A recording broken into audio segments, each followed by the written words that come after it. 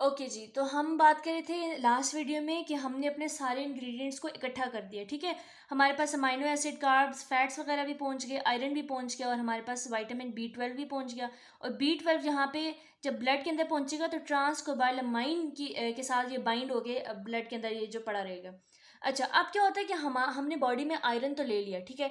अब आयरन की एक रेगुलेशन पॉइंट भी है, क्योंकि ज़रा सा आयरन ऊपर नीचे होगा ना तो ये टॉक्सिक इफेक्ट कॉज करता है बॉडी के अंदर। तो हम क्या करते हैं कि हमारा ये जो बॉडी है Fe+3 ट्रांसफरेंट के साथ जब बाइंड हुई होती है तो ये चली जाती है लिवर के पास, ठीक है।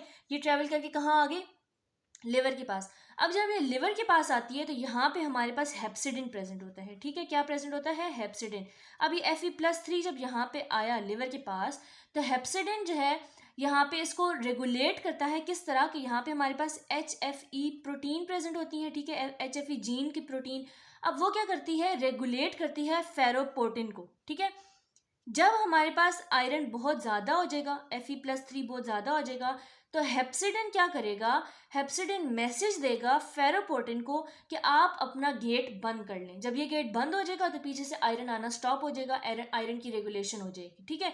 और इसी तरह अगर आयरन बहुत कम है बॉडी के अंदर तो हेप्सिडिन दोबारा से सिग्नल देगा फेरोपोर्टिन को कि आप गेट खोल दें, आयरन को ज़्यादा से ज़्यादा आने दें। तो ज़्यादा से ज़्यादा जब आयरन आएगा ब्लड के अंदर तो हमारे पास दोबारा से आयरन लेवल जो है वो रेगुलेट हो जाएगा। तो इस तरह लिवर के अंदर जो हेप्सिडिन प्रेजेंट है वो रेगुलेट कर रहा होता है आयरन को with the help of opening and closure of ferroportin. जहाँ तक हमें बात समझ आ गई। अच्छा, अब इसके अलावा क्या होता है कि हमारी किडनी भी इसमें एक इंपॉर्टेंट रोल प्ले कर रही होती है। अब किडनी क्या करती है कि लेट्स सपोज हमारे पास ये किडनी है, किडनी का नेफ्रॉन है। अब किडनी क्या करती है कि इसका अगर मैं आपको एक सेल निकाल के दिखाऊं, अब उस सेल के अंदर क्या हो रहा होता है कि वहाँ पे एक एंजाइम होता है जिसको हम कहते हैं ऑक्सीजन डिपेंडेंट एंजाइम, ठीक है। यहाँ पे एक एंजाइम होता है ऑक्सीजन डिपेंडेंट एंजाइम, ओके। अब ऑक्सीजन डिपेंडेंट एंजाइम जो है इसके साथ एक चीज़ अटैच हुई होती है जिसको हम कहते हैं हाइपोक्सिया इंड्यूसिंग फैक्टर, ठीक है। क्या अटैच होता है? Hypoxia inducing factor. ये नॉर्मली इनएक्टिवली किडनी के अंदर प्रेजेंट होता है, ठीक है। नॉर्मली ये किस फॉर्म में प्रेजेंट है? इनएक्टिवली किडनी के अंदर प्रेजेंट है। लेकिन अगर बॉडी में हाइपोक्सिक कंडीशन हो जाए, ठीक है, क्या कॉज हो जाए? हाइपोक्सिया कॉज हो जाए, मतलब कि ऑक्सीजन लेवल बहुत ज़्यादा लो हो जाए, ठीक है। हाइपोक्सिया जब आएगा, हाइपोक्सिया कॉज होगा तो ये क्या करेगा? हाइपोक्सिया जाकर हमारे पास जो enzyme depend oxygen dependent enzyme है और जो हमारा हाइपोक्सिया इंड्यूसिबल फैक्टर है उसको एक्टिवेट कर देगा। और जब हाइपोक्सिया इसको एक्टिवेट करेगा तो वो हमारे पास एक जीन बनाएगा जिसको हम कहते हैं एरिथ्रोपोइटिन जीन, ठीक है। वो क्या बनाएगा? Erythropoietin gene. और जब एरिथ्रोपोइटिन जीन बन जाएगा तो वो क्या किस चीज़ की फॉर्मेशन करेगा? एरिथ्रोपोइटिन की। मैं रिपीट कर देती हूँ, हमारे पास किडनी के अंदर प्रेजेंट होते हैं ऑक्सीजन डिपेंडेंट एंजाइम्स जिनके साथ हाइपोक्सिया इंड्यूसिबल फैक्टर इनएक्टिवली अटैच हुआ होता है। लेकिन बॉडी में जब हाइपोक्सिया हो जाता है यानी कि ऑक्सीजन लेवल बहुत ज़्यादा लो हो जाते हैं तो हमारे पास हाइपोक्सिया इंड्यूसिबल फैक्टर एक्टिवेट हो जाता है, ठीक है। जब ये एक्टिवेट हो जाएगा तो ये एरिथ्रोपोइटिन जीन बनाता है और एरिथ्रोपोइटिन जीन जाके हमारे पास एरिथ्रोपोइटिन की फॉर्मेशन करता है। अब एरिथ्रोपोइटिन हमारे पास बन गया। एरिथ्रोपोइटिन क्या करता है? यहाँ से ट्रेवल करके चला जाता है हमारे बोन मैरो के पास, ठीक है। एरिथ्रोपोइटिन कहाँ चला गया? हमारे पास ट्रेवल करके चला गया बोन मैरो के पास। अब जब ये बोन के पास जाएगा, ठीक है, बोन में अब आपको पता है मैंने जो इसकी इंट्रोडक्टरी वीडियो बनाई थी एरिथ्रोपोइसिस की, उसमें मैंने आपको बताया था कि स्टेम सेल्स प्रेजेंट होते हैं, ठीक है। Stem cells haematopoietic stem sales जो होते हैं वो हमारे पास दो उनकी लीनिएज होती है। एक हमारे पास उसकी लिम्फॉइड लीनिएज होती है और एक माइलॉइड लीनिएज होती है। माइलॉइड लीनिएज से हमारे पास आगे जाके रेड ब्लड सेल्स ने बनना होता है और लिम्फॉइड लीनिएज से हमारे पास वाइट ब्लड सेल ने बनना होता है। लेकिन अभी चूंकि हम रेड ब्लड सेल बना रहे हैं तो हम क्या करेंगे? माइलॉइड ओरिजिन को आगे फर्दर लेके चलेंगे। अच्छा, अब ये जो हमारे पास माइलॉइड है ये आगे जाके प्लेटलेट्स भी बनाते हैं और भी बहुत सारी चीज़ें बनाते हैं। लेकिन हम क्योंकि सिर्फ आरबीसी के बारे में बात करें तो हम देखेंगे कि आरबीसी किस तरह बनेगा। अच्छा, अब जब किडनी से सिग्नल आ गया हमारे पास जी एरिथ्रोपोइटिन का जब सिग्नल आया उसने हेमेटोपोइटिक स्टेम सेल्स को ये सिग्नल दिया कि बॉडी में आरबीसी की ज़रूरत है, आरबीसी की फॉर्मेशन स्टार्ट करो। तो क्या होता है कि हमारे पास haematopoietic stem cells myeloid form करते हैं, ठीक है। माइलॉइड जो है वो क्या करता है? वो कन्वर्ट होके बना देता है प्रो एरिथ्रोब्लास्ट, ठीक है। प्रो एरिथ्रोब्लास्ट बना देता है। प्रो एरिथ्रोब्लास्ट जो है उसके अंदर एक तरह से हमारे पास ना आप कह सकते हैं कि डीएनए प्रेजेंट है, ठीक है। अब वो क्या करता है, प्रो एरिथ्रोब्लास्ट कन्वर्ट होके बना देता है बेसोफिलिक एरिथ्रोब्लास्ट, ठीक है। क्या बना देता है, बेसोफिलिक एरिथ्रोब्लास्ट। अच्छा, जब बेसोफिलिक एरिथ्रोब्लास्ट बनता है तो हमारे पास अब प्रो एरिथ्रोब्लास्ट में डीएनए था, तो बेसोफिलिक एरिथ्रोब्लास्ट में क्या चीज़ होगी, मैसेंजर आरएनए, ठीक है। बेसोफिलिक इसलिए इसको हम कहते हैं। अब जब ये मैसेंजर आरएनए यहाँ पे प्रेजेंट है बेसोफिलिक एरिथ्रोब्लास्ट की फॉर्म में, अब ये कन्वर्ट होगा और ये क्या बनाएगा, पॉलीक्रोमेटिक एरिथ्रोब्लास्ट। क्या बना दिया इसने, पॉलीक्रोमेटिक एरिथ्रोब्लास्ट। और पॉलीक्रोमेटिक एरिथ्रोब्लास्ट में मैसेंजर आरएनए अब कन्वर्ट होकर साथ साथ हीमोग्लोबिन भी बना रहे हैं, ठीक है। इसलिए इसमें कलर आता जा रहा है, पॉलीक्रोमेटिक होता जा रहा है। फिर पॉलीक्रोमेटिक एरिथ्रोब्लास्ट कन्वर्ट होकर बनाता है ऑर्थोक्रोमेटिक एरिथ्रोब्लास्ट। क्या बना देता है, ऑर्थोक्रोमेटिक एरिथ्रोब्लास्ट बना देता है। और इसके अंदर अब टोटल सारा हीमोग्लोबिन बन चुका है। और फिर क्या होता है कि बस ये अब ये ऑर्थोक्रोमेटिक एरिथ्रोब्लास्ट बन गया। अब मैं रिपीट कर देती हूँ, मैंने क्या बताया कि जब किडनी से सिग्नल आया तो स्टेम सेल्स कन्वर्ट हुए माइलॉइड ओरिजिन में, उन्होंने जाके बनाया प्रो एरिथ्रोब्लास्ट। प्रो एरिथ्रोब्लास्ट में डीएनए प्रेजेंट था, वो कन्वर्ट होता है बेसोफिलिक एरिथ्रोब्लास्ट में, जो जिसके अंदर मैसेंजर आरएनए प्रेजेंट है। बेसोफिलिक जो हमारे पास बेसोफिलिक एरिथ्रोब्लास्ट है वो कन्वर्ट होता है पॉलीक्रोमेटिक एरिथ्रोब्लास्ट में। अब उसके अंदर हमारे पास मैसेंजर आरएनए के साथ साथ हीमोग्लोबिन की फॉर्मेशन भी स्टार्ट हो गई है। और पॉलीक्रोमेटिक एरिथ्रोब्लास्ट कन्वर्ट हो जाता है ऑर्थोक्रोमेटिक एरिथ्रोब्लास्ट में, जिसके अंदर अब सारा का सारा एचबी प्रेजेंट है।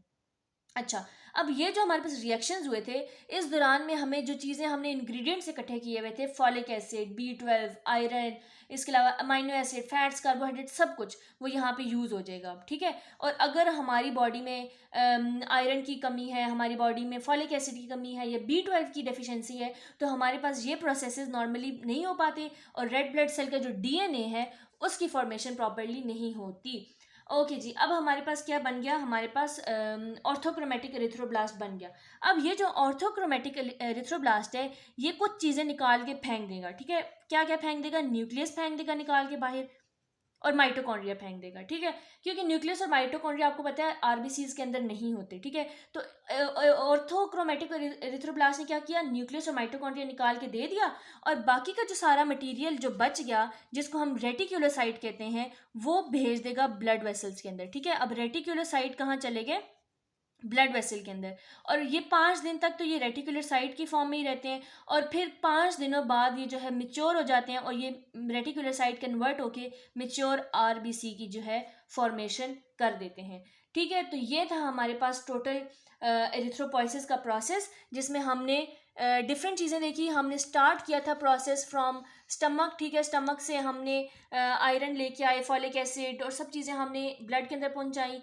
फिर इसके अलावा जब ये सारी चीज़ें इधर पहुंच गई तो हमारे पास किडनी को मैसेज गया, किडनी ने हमारे पास जाके एरिथ्रोपोइटिन रिलीज़ किया, जिसने जाके हमारे पास सारा ये स्टेप्स करके हमारे पास आरबीसी की प्रोडक्शन कर दी। ये था हमारे पास सारा एरिथ्रोपोइसिस, ठीक है। अब मैं आपको थोड़ा सा हिंट दे देती हूँ कि हमारे पास अब ये ब्रेकडाउन कैसे होती है आरबीसी की। तो आप ये देखें कि एरिथ्रोपोइसिस ने जो आरबीसी बनाया ना, वो इस तरह का आरबीसी होता है, ठीक है। ये हमारे पास आरबीसी बन गया, ये इसकी प्रॉपर मेम्ब्रेन है, इसके अंदर सारे स्ट्रक्चर्स प्रेजेंट है, लेकिन न्यूक्लियस और माइटोकॉन्ड्रिया नहीं है, ठीक है। और इसके ऊपर एनकायरन, स्पेक्ट्रिन, सारी चीज़ों ने इसका अपना वो बना के रखा हुआ है इसका स्ट्रक्चर। लेकिन ऐसा होता है कि कभी हमारे पास आरबीसी की अगर कोई प्रोटीन ख़राब हो जाए, इसके अंदर जो ग्लाइकोप्रोटीन्स प्रेजेंट हैं या इसका स्ट्रक्चर ख़राब हो जाए, आरबीसी जब ब्रेक डाउन हो जाए, तो हमारे पास क्या रिलीज़ होता है, हमारे पास हीमोग्लोबिन रिलीज़ होता है, क्योंकि आरबीसी के अंदर हीमोग्लोबिन था। अब हीमोग्लोबिन जब रिलीज़ होता है इसके अंदर से, तो हीमोग्लोबिन मैक्रोफेज, अब कोई भी मैक्रोफेज है ना, उसको जब पता चलेगा आरबीसी में कोई मसला है तो वो उसको ब्रेक डाउन कराएगा, ठीक है। जब वो उसको ब्रेक डाउन कराएगा तो हमारे पास जो हीमोग्लोबिन रिलीज़ होगा, अब हीमोग्लोबिन टूटेगा, ठीक है। जब ये टूटेगा तो ये 2 पार्ट्स में डिवाइड होगा, एक इसका हीम पार्ट होगा और एक इसका ग्लोबिन पार्ट होगा। अब ग्लोबिन तो इसका वो प्रोटीन पार्ट है जिसमें 2 अल्फा 2 बीटा चेन्स होती हैं और वो रीयूज हो जाएंगी, ठीक है, क्योंकि वो प्रोटीन है एक तरह से। लेकिन जो हीम है, हीम 2 चीज़ों में डिवाइड होता है, 2 चीज़ों में टूटता है। एक तो वो Fe+2 बनाता है और एक वो हमारे पास बिलीवर्डिन बनाता है, ठीक है। ओके सर, तो किन दो चीज़ों में ब्रेक डाउन होती है, एक आयरन और एक बिलीरुबिन के अंदर, ठीक है, और सॉरी बिलीवर्डिन के अंदर। अब आयरन जो है वो कन्वर्ट हो जाता है फेरिटिन के अंदर, और फेरिटिन जो है वो जाके हमारे पास हीमोसिडेंट बनाता है, जो कि हमने देखा था कि एक्स्ट्रा जो फॉर्म स्टोर फॉर्म में होती है, ठीक है, वो हीमोसिडेंट की फॉर्म में स्टोर हो जाता है। अब जो बिलीवर्डिन है वो कन्वर्ट हो जाता है बिलीरुबिन के बिलीरुबिन बना देता है कन्वर्ट होके, ठीक है। अब बिलीरुबिन चला जाता है फिर हमारे पास ब्लड वेसल के अंदर, यहाँ पे वो जाके एल्ब्यूमिन के साथ अटैच हो जाता है, ठीक है, एल्ब्यूमिन के साथ बिलीरुबिन अटैच हो जाता है, और फिर वो यहाँ से मूव करके जाता है लिवर के पास, ठीक है। लिवर के पास जब वो जाएगा तो अब हमारे पास क्या था, बिलीरुबिन था और वो एल्ब्यूमिन के साथ अटैच हुआ था। अब सिर्फ बिलीरुबिन उतर के जो है ना लिवर के पास आया। लिवर के अंदर हमारे पास होता है ग्लाइकोरोनिक एसिड, ठीक है, ग्लाइकोरोनिक एसिड के साथ हमारे पास अटैच हो जाता है बिलीरुबिन, और वो यहाँ पे हमारे पास क्या बनाता है, बिलीरुबिन विद ग्लूक्रोनिक एसिड एक अटैचमेंट कॉम्प्लेक्स सा बना देते हैं, और ये दोनों चीज़ें ऐड हो जाती हैं बाइल के अंदर, ठीक है। किस चीज़ के अंदर एंटर हो गई, बाइल के अंदर। जब ये दोनों चीज़ें बाइल के अंदर एंटर होंगी तो ये हमारे पास बाइल डक्ट के थ्रू मूव करती हुई जाएंगी, ठीक है, बाइल डक्ट के अंदर ये मूव करती हुई जाएंगी, और यहाँ से हमारे पास वो पेंक्रियाटिक डक्ट भी पीछे से आ रही होगी, और यहाँ से बाइल डक्ट भी आ रही होगी, और यहाँ से जो है हमारा जो भी हमारा बिलीरुबिन का वाला मटेरियल था वो बाइल से एंटर होता हुआ आएगा, और यहाँ से आके वो ड्यूडेनम के अंदर एंटर हो जाएगा, ठीक है। अब जब ये ड्यूडेनम के अंदर एंटर हो जाएगा तो हमारे पास कुछ बैक्टीरिया होता है जो इसको यहाँ पे कन्वर्ट करता है यूरोबिलिनोजन के अंदर, ठीक है, बिलीरुबिन को यूरोबिलिनोजन में कन्वर्ट करता है, जो कि आगे दोबारा से कन्वर्ट होता है, यूरोबिलिनोजन कन्वर्ट हो जाता है स्टर्कोबिलिन में, और स्टर्कोबिलिन आगे जाके ब्राउन कलर देता है फीसेस के अंदर, और इसी तरह ये दोबारा से किडनीज के पास भी जाके येलो कलर देता है यूरिन को, ठीक है। तो इस तरह हमारे पास बिलीरुबिन जो है वो डिफरेंट कलर्स दे रहा होता है, येलो कलर दे रहा होता है फीसेस और यूरिन के अंदर। तो ये था हमारे पास पूरा process of the erythropoiesis. I hope आप लोगों को ये चीज़ समझ आई होगी, और ये पूरा साइकिल जो है आपको अंडरस्टैंडिंग आपकी इसकी हो चुकी होगी। So thank you very much, मिलते हैं नेक्स्ट वीडियो में विद द नेक्स्ट टॉपिक, तब तक के लिए थैंक यू वेरी मच, अल्लाह हाफिज़।